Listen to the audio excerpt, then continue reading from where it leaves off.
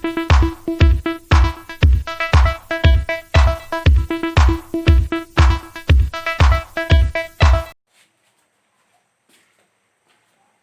Morning students, I am Akhilesh Yadav. आज हम class 12th physics का चैप्टर नंबर 6 स्टार्ट करेंगे। ये हमारा आज का इस चैप्टर का लास्ट थ्योरेटिकल टॉपिक होगा जो एग्जाम में पूछता है विभव माप। मैंने कल आपको पढ़ाया था व्हीटस्टोन ब्रिज, जो कि जो बहुत ही एग्जाम पूछता है। ठीक है, तो अगला हमारा जो टॉपिक है वह क्या है, विभव मापी क्या होता है। तो अगर विभव मापी के बारे में बात करते हैं, पोटेंशियोमीटर के बारे में बात करते हैं, तो इसके बारे में हम तीन चीज़ें पढ़ेंगे। पहले पढ़ेंगे विभव मापी होता क्या है, फिर पढ़ेंगे कि विभव मापी जो होता है उसकी रचना कैसे होती है, जैसे हम लोग पीटी से तो पढ़े थे। फिर पढ़ेंगे कि यह किस सिद्धांत और इसकी क्रियाविधि क्या होती है। ठीक, सबसे पहले जानते हैं व्हाट इज पोटेंशियोमीटर। पोटेंशियोमीटर क्या होता है। तो विभव मापी क्या होता है, एक ऐसा वैद्युत यंत्र होता है जिसकी सहायता से हम किसी वैद्युत परिपथ में किन्हीं दो बिंदुओं के बीच वैद्युत विभवांतर, क्या वैद्युत विभवांतर या हम किसी सेल के विद्युत वाहक बल का मान ज्ञात कर सकते। विभव मापी एक ऐसा वैद्युत यंत्र है जिसकी सहायता से किसी वैद्युत परिपथ के किन्हीं दो बिंदुओं के बीच हम विभवांतर या किसी भी सेल का हम विद्युत वाहक बल ज्ञात कर सकते। तो ये हो गया हमारा इंट्रोडक्शन अबाउट पोटेंशियोमीटर। विभव मापी क्या होता है, एक ऐसा वैद्युत यंत्र होता है जिसकी सहायता से हम किसी भी वैद्युत परिपथ के किन्हीं दो बिंदुओं के बीच विभवांतर या किसी सेल का हम विद्युत वाहक बल ज्ञात कर सकते हैं। अब हम बात करते हैं कि इसकी रचना कैसे होती है, आखिर वो बनता कैसे है, विभव मापी किस तरह से बनता है। तो अगला हमारे इसमें क्या हेडिंग होगा, रचना। मैं आपको नोट्स दूंगा, आप नोट्स से ही गाइड करोगे, लेकिन आप वीडियो के हेल्प से क्या करोगे, टॉपिक को समझने का प्रयास करोगे। तो बात करते हैं रचना कैसे आखिर में बनता है, कंस्ट्रक्शन। तो देखो बहुत ही आसान से कंस्ट्रक्शन है। तो कंस्ट्रक्शन कैसे बनता है, इसमें हम क्या करते हैं, एक तार लेते हैं। क्या लेते हैं, तार। ये हमारा हो गया तार, ये हमारा क्या हो गया, तार। यह तार की जो लंबाई होती है 0 से 10 मीटर के बीच लेते हैं, 0 से 10 मीटर के बीच लेते हैं। और ये तार किसका बना होता है, एक मैग्नीन का तार होता है जो बहुत ही अच्छा तार होता है। ठीक है, इसकी सहायता से विभव मापी उतनी ही शुद्धता से किसी भी परिपथ के किन्हीं दो बिंदुओं के विभवांतर या किसी सेल का आंतरिक प्रतिरोध नापता है। विभव मापी से जब भी वोल्टेज मापा जाता है तो एकदम क्या होता है, शुद्ध होता है, कोई इसमें कमी नहीं होता है। तो मान लेते हैं यह तार है ए बी, क्या है ए बी। अब हम क्या करते हैं, इस तार ए के सिरे को, मतलब तार ए बी के ए सिरे को किसी बैटरी के धन सिरे क्या करते हैं, हम लोग जोड़ देते हैं। बैटरी है तो बैटरी में एक से ज्यादा क्या होते हैं, सेल होते हैं। ठीक है, अब इस बैटरी का धन सिरा ये, ऋण सिरा ये, मान लेते हैं बैटरी क्या है, B1 है। ठीक है, अब देखिए, अब इस बैटरी के B1 सिरे से एक हम क्या जोड़ देते हैं, एक हम जोड़ देते हैं धारा नियंत्रक। क्या जोड़ देते हैं, धारा नियंत्रक। अब धारा नियंत्रक क्या होता है, तो धारा नियंत्रक होता है एक ऐसा यंत्र होता है, धारा नियंत्रक क्या होता है, एक ऐसा वैद्युत यंत्र होता है जिसकी सहायता से हम किसी भी वैद्युत परिपथ में धारा की प्रबलता को घटा या बढ़ा सकते हैं। तो अब देखिए, इसको यहाँ से क्या कर लीजिए, आप मॉडिफाई कर लीजिए और यहाँ से ला के इसको थोड़ा सा इसको आप इंक्रीज करिए, बेटर रहेगा, फिगर थोड़ा अच्छा लगेगा। फिर इसको यहाँ से मैच कर, ये हो गया हमारा सिरा बी। ये हमारा क्या होता है, रियोस्टेट होता है, धारा मापी। ये क्या होता है, धारा नियंत्रक होता है।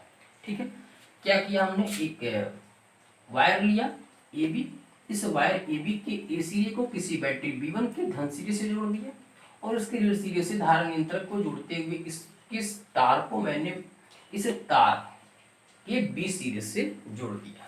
अब क्या करेंगे, देखिए अब कैसे बनाएंगे। अब हम करेंगे क्या कि जिस सेल का विद्युत वाहक बल हमको ज्ञात करना है, उस सेल का प्लस टर्मिनल, कौन सा terminal, plus terminal wire A B के ए सिरे से हम जोड़ देंगे, जोड़ दिया, ठीक है। ए बी से ए सिरे से जोड़ते हुए हम क्या करते हैं, धारमापी लगाते हैं, क्या लगाते हैं, धारमापी। और धारमापी को इसके कई बिंदु लेते हैं, मैक्सिमम 3 बिंदु लेंगे, वहां धारमापी में एक लगा देंगे जौकी, जिससे क्या कराएंगे, हम टचिंग कराएंगे। अब देखिए टचिंग कैसे कराते हैं।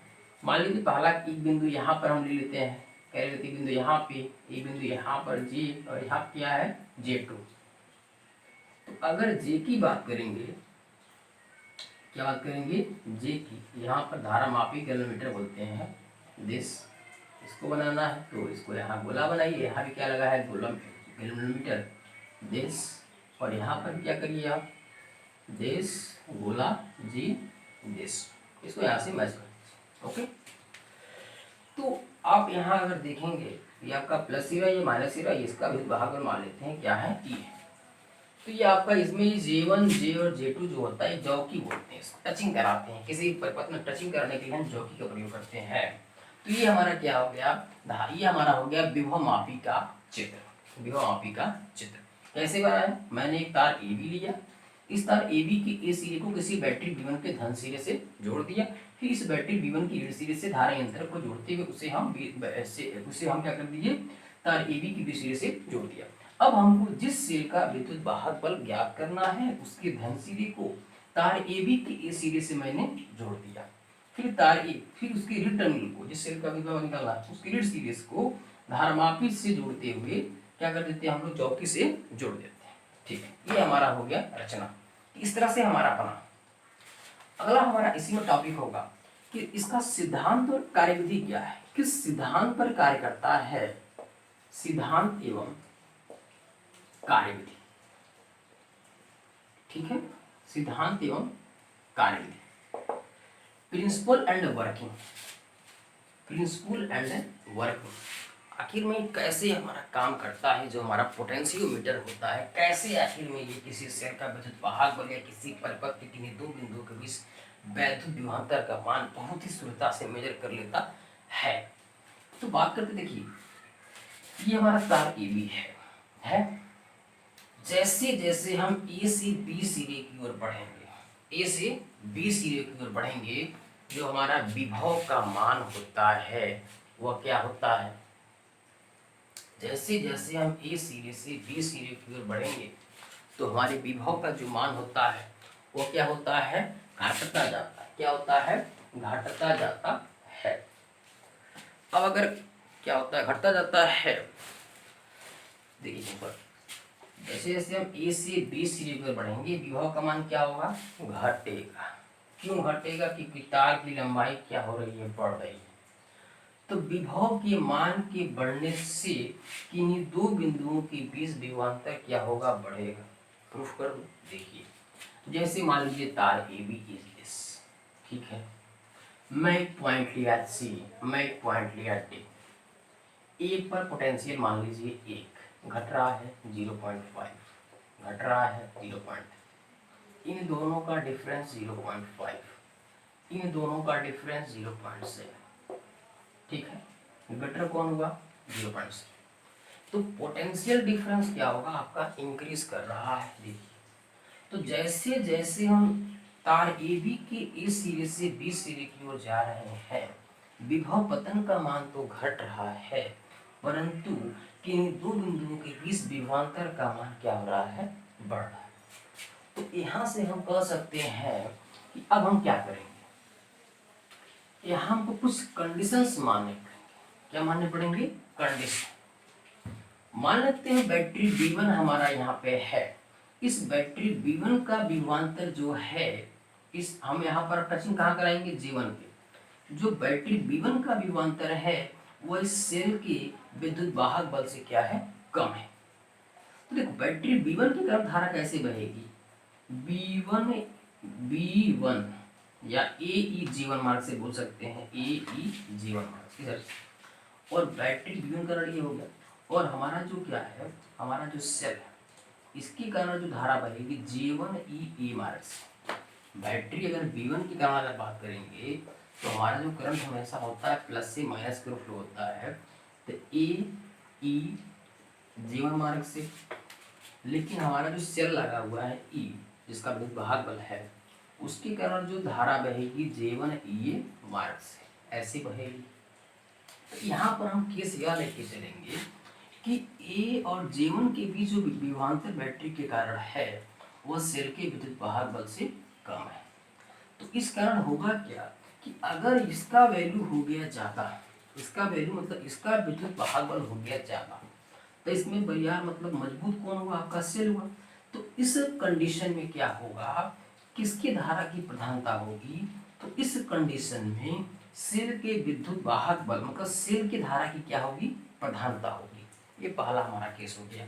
अब सेकंड केस में हम क्या बात करेंगे, सेकंड एक और बिंदु उस तार AB पर एक बिंदु हम ले लेते हैं J2, क्या ले लिए J2। अब इस J2 पर विभवांतर देखो बढ़ गया, विभवांतर क्या हो गया, बढ़ गया। तो इस बैटरी के कारण बिंदु A और J2 के बीच जो विभवांतर होगा वो सेल के विद्युत वाहक बल से क्या होगा, ज्यादा होगा।